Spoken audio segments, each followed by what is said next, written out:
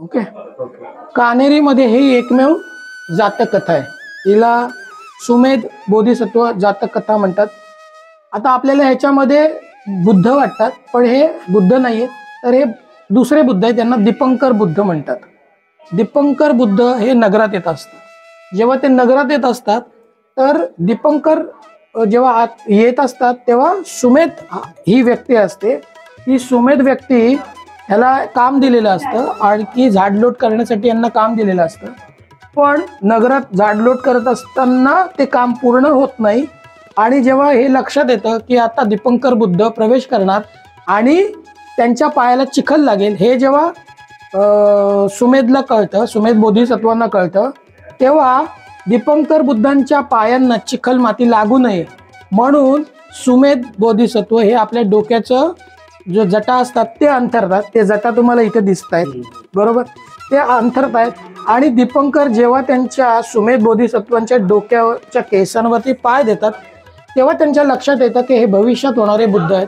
आणि मग ते त्यांना सांगतात की तुम्ही भविष्यातले बुद्ध होणार आहेत. आणि हे त्यांना हे सांगतात, दीपंकर त्यांना सुमेध बोधिसत्वाला सांगतात की सुमेध बोधिसत्वाची कथा आहे, याला जातक कथा म्हणतो. आणि हे होणार आहेत हे कसं कळतं आपल्याला, तर इथे हवेत तरंगणारी ती फुलं दिसतात. इथे हर्ष उल्हास झालाय आणि ते आपण इथे सगळ्या ठिकाणी बघतोय, ते हवेत तरंगणारी फुलं दिसतात. आणि या त्यांच्या बरोबरची जी स्त्री आहे ती पण यांना सांगते की ह्यांच्या बरोबर ह्यांची पत्नी म्हणून मला यायला आवडेल. आणि ते देखील साफसफाई करत असताना ते कलश घेऊन दिसतंय आपल्याला. इथे कलश आहे ना, कलश दिसतंय, आता खूप जीर्ण झालाय. तर ह्यांना सुद्धा ते आशीर्वाद मिळतं की तुम्ही त्यांच्या बरोबर भविष्यातले त्यांच्या पत्नी म्हणून येणार. तर हे भविष्यातले बुद्ध म्हणजे आपण सम्यक संबुद्ध म्हणतो आणि या त्यांच्या पत्नी यशोधरा. असे ही एकमेव जातक कथा आहे. ही नंतरचा काळ, साधारण 6व्या-7व्या शतकानंतरचा हा काळ आहे. अशी ही दीपंकर जातक कथा आहे.